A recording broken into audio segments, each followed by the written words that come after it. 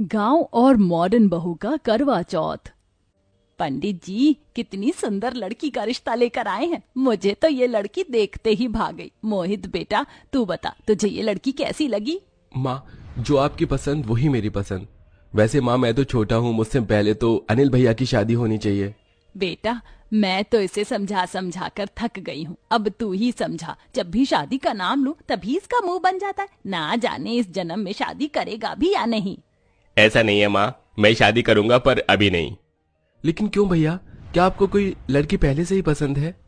अगर ऐसी बात है अनिल, बता मुझे, मैं तेरी शादी उसी लड़की के साथ करवाऊंगी। कम से कम तेरा घर तो बसे। मुझे एक लड़की पसंद तो है, उसका नाम सुनीता है, लेकिन वो हमारी तरह शहर की रहने वाली नहीं है, बल्कि वो गांव से है और हमारी तरह ज्यादा पढ़ी लिखी भी नहीं है।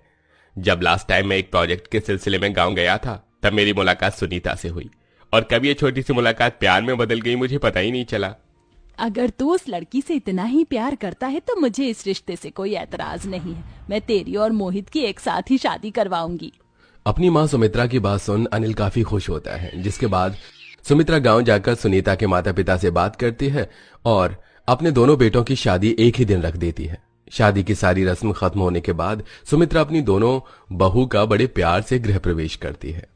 माँ जी, ये घर तो किसी बंगले से कम नहीं लग रहा है। क्या ये सच में मेरा ही ससुराल है? ऐसा घर तो मैंने शाहरुख खान की एक पिक्चर में देखा था। अरे बहू, ये शहर है और यहाँ पर ज्यादातर लोगों के घर तुझे ऐसे ही मिलेंगे। सुमित्रा अपनी गांव वाली बड़ी बहू को घर के बारे में बता ही रही होती है कि तभी घूंघट ओढ़ी शहरी बहू जानवी एकदम से अपना घूंघट ऊपर कर देती है। शहर से होने की वजह से जानवी ने अपने लहंगे का ब्लाउज भी कट स्लिप बनवाया था, जिसे देख सुनीता अपने मुंह पर हाथ रख लेती है। ही राम, देवरानी जी, ये आपने कैसे कपड़े पहने हुए हैं? या चुन्नी पहनकर आ गई हैं? माँ जी, आपने देवरानी जी से कुछ कहा नहीं? चुप कर गंवार, ये लेटेस्ट फैशन है। आजकल की सभी ब्राइड्स इसी तरह का ब्लाउज पहनती हैं, तेरी तरह ऊपर से नीचे नहीं, समझी? जानवी बहू, ये कोई तरीका है अपनी जेठानी से बात करने का? माफी मांगो इससे। मम्मी जी, आपने सोच भी कैसे लिया कि मैं इस गांव की गंवार से माफी मांगूंगी? न जाने क्या सोचकर आपने इस गांव की गंवार को मेरी जेठानी बना दिया। इतना कहकर शहरी बहू जानवी मुंह बनाकर अपने कमरे में चली जाती है। सुनीता बहू, तो जानवी की बातों का बुरा मत मानना, धीरे धीरे वो तुझे समझने लगेगी। सुनीता को समझाकर सुमित्रा भी अब अपने कमरे में चली जाती है और ऐसे ही दोनों बहुओं की शादी का दिन गुजर जाता है। अगले दिन होते ही सुनीता सुबह सुबह उठकर भजन गाते हुए भगवान की पूजा करने लगती है। ओम जय जगदीश हरे, स्वामी जय जगदीश हरे, भक्त जनों के संकट, दास जनों के संकट क्षण में दूर करे। ओम जय जगदीश हरे। सुनीता के भजन की आवाज को सुनकर सभी लोग नीचे आरती में आ जाते हैं। वहीं अपने कमरे में सो रही जानवी की भजन से नींद खराब होने लगती है और वो गुस्से में उठकर सीधा नीचे आ जाती है। अरे जानवी, तुम आ गई? मैं तो आरती लेकर तुम्हारे कमरे में ही आ रही थी। ये लो, तुम भी आरती ले लो। अपनी ये आरती अपने पास रख गवार। तुझे क्या सुबह सुबह कुछ और काम नहीं है जो ये भजन गाकर मेरी नींद खराब कर दी? इतनी मुश्किल से तो मुझे नींद आई थी। अगर अब तेरी भजन की थोड़ी बहुत भी आवाज आई ना तो तेरी जुबान काट के रख दूंगी, समझी?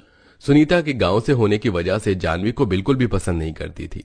सुनीता अकेले ही घर की सारी जिम्मेदारी को भी संभालती है। जहां सुनीता दिन भर घर के कामों में लगी रहती, वहीं जानवी कभी फ्रेंड्स के साथ मॉल जाती तो कभी क्लब। ऐसे ही समय गुजरता है और करवा चौथ को सिर्फ एक दिन रह जाता है। जानवी, सुनीता बहू, शादी के बाद ये तुम्हारा पहला करवा चौथ है। करवा चौथ पर सास बहू को सरगी देती है। इस सरगी के अंदर काजू बादाम किशमिश मिठाइयाँ सब कुछ है। कल सुबह सूरज निकलने से पहले तुम सरगी खा लेना और साथ में ये सुहागन का जोड़ा और श्रृंगार का सामान भी है। कल करवा चौथ पर तुम इन्हीं सामान से तैयार होना। सुनीता अपनी सास सुमित्रा से सरगी का सामान लेकर सुनीता के पैर छूकर आशीर्वाद लेती है, लेकिन वहीं जानवी भी सरगी का सामान देखकर मुंह बना लेती है। माँ जी, ये क्या आपने मुझे बेकार सा सामान दिया है? आपने सोच भी कैसे लिया कि मैं इतनी घटिया क्वालिटी की साड़ी पहनूंगी और ये लाल चूड़ियां और गंदी सी लिपस्टिक लगाऊंगी? मैं करवा चौथ पर क्या पहनूंगी ये मैं डिसाइड करूंगी, ना कि आप। इतना कहकर जानवी मुंह बनाकर चली जाती है। जानवी की बात सुन सुमित्रा को बुरा तो लगता है, लेकिन सुमित्रा उसे कुछ नहीं कहती। सुमित्रा के कहने पर सुनीता जानवी की सरगी ले जाकर उसके कमरे में रख देती है और वहीं दूसरी तरफ जानवी करवा चौथ कपड़ों की शॉपिंग के लिए एक बड़े से मॉल में जाती है। ये हुई ना बात, अब मिला है मुझे करवा चौथ के लिए एक परफेक्ट ड्रेस। जानवी बड़े से मॉल से अपनी करवा चौथ के कपड़े ले लेती है। साथ ही एक बड़े से पार्लर में जाकर manicure, pedicure, waxing, bleach, facial, cleaning, hair spa जैसी चीज करवाती है। कल तो करवा चौथ पर सबसे ज्यादा सुंदर मैं ही लगूंगी। पार्लर का काम खत्म होने के बाद जानवी सीधा घर पर आ जाती है और ऐसे ही रात हो जाती है। सूर्यदेव के निकलने से पहले सुनीता उठकर जल्दी से नहा धो लेती है और भगवान की पूजा पाठ कर सुमित्रा की दी हुई सरगी को भी अच्छे से खा लेती है। मैंने तो सरगी खा ली, लेकिन क्या जानवी ने खाई होगी? एक काम करती हूँ, उसे देख कर आती हूँ। अगर सो रही होगी तो सरगी खाने के लिए उठा भी दूंगी। सुनीता जानवी के कमरे के बाहर जाती है और काफी देर तक जैन के कमरे का दरवाजा खटखटाती है, लेकिन जानवी नींद में होने की वजह से दरवाजा नहीं खोलती और बेचारी सुनीता वापस आ जाती है। थोड़ी देर में सूर्यदेव दर्शन देते हैं और सरगी का समय खत्म हो जाता है। दोपहर के 12 बजे तक तो जानवी आराम से रह लेती है, लेकिन धीरे धीरे अब उसे भूख लगना शुरू हो जाती है। भूख के मारे मेरी जान निकली जा रही है। क्या चांद निकलने से पहले मैं कुछ खा नहीं सकती? नॉर्मल फास्ट में तो इंसान फ्रूट चिप्स तो खा लेता है, तो इसमें ये सब क्यों नहीं है? क्योंकि ये करवा चौथ का व्रत है और सभी शादीशुदा औरतें इसे अपने पति की लंबी उम्र के लिए रखती हैं। चुप कर गवार, भूख के मारे मेरी जान निकली जा रही है, ऊपर से तू है कि मुझे भाषण देने में लगी हुई है। जैसे जैसे शाम होने को आती है, गांव वाली बहू अपनी सास की सरगी में दी हुई साड़ी पहनकर तैयार हो जाती है। अरे बहू, मैं तो करवा चौथ की पूजा का चित्र लेकर आ गई थी, लेकिन तूने तो इसे अपने हाथों से ही बना दिया। माँ जी, हमारे गांव में सभी औरतें अपने हाथों से ही करवा पूजा का चित्र बनाती थी। मैंने उन्हीं को देखकर ये सीखा है। सुनीता बहू, थोड़ी देर में मोहल्ले की सारी औरतें करवा चौथ की कथा सुनने के लिए आ जाएंगी। एक काम कर, तू जाकर जानवी को बुला ले, दोपहर से सो रही है, ना जाने कैसा व्रत रखा है इसने। कोई बात नहीं माँ जी, पहला व्रत है ना, इसलिए धीरे धीरे जानवी को इसकी आदत पड़ जाएगी। सुनीता करवा चौथ की कथा के लिए जानवी के कमरे में बुलाने के लिए जाती है। जानवी अपने कमरे में लेटकर आराम से फोन चला रही होती है। जानवी, करवा चौथ की कथा सुनने का वक्त हो गया है, जल्दी से तैयार होकर नीचे आ जाओ। मेरे पास इतना फालतू का टाइम नहीं है कि मैं ये कथा सुनने के लिए नीचे आऊं। जानवी, करवा चौथ का व्रत रखने वाली हर औरत करवा चौथ की कथा सुनती है। बिना कथा सुने तुम्हारा व्रत पूरा नहीं होगा। अपना ये फालतू का ज्ञान अपने पास रखो, अनपढ़ गंवार कहीं की। तुम मुझे सिखाओगी? निकल जा मेरे कमरे से। अपनी जेठानी के लाख समझाने पर भी जानवी करवा चौथ की कथा सुनने के लिए नहीं आती और उसे बेइज्जत करके कमरे से निकाल देती है। जिसके बाद सुनीता अकेले ही सभी सुहागन औरतों के साथ बैठकर करवा चौथ की कथा सुनती है। जैसे जैसे शाम गुजरने लगती है, वैसे वैसे अब जानवी की भूख भी काफी बढ़ जाती है। अब इस भूख को मैं और बर्दाश्त नहीं कर सकती, मैं तो चली खाना खाने के लिए। जानवी चुपके से किचन में जाती है और फ्रिज में से खाने पीने की चीज निकाल कर खाने लगती है।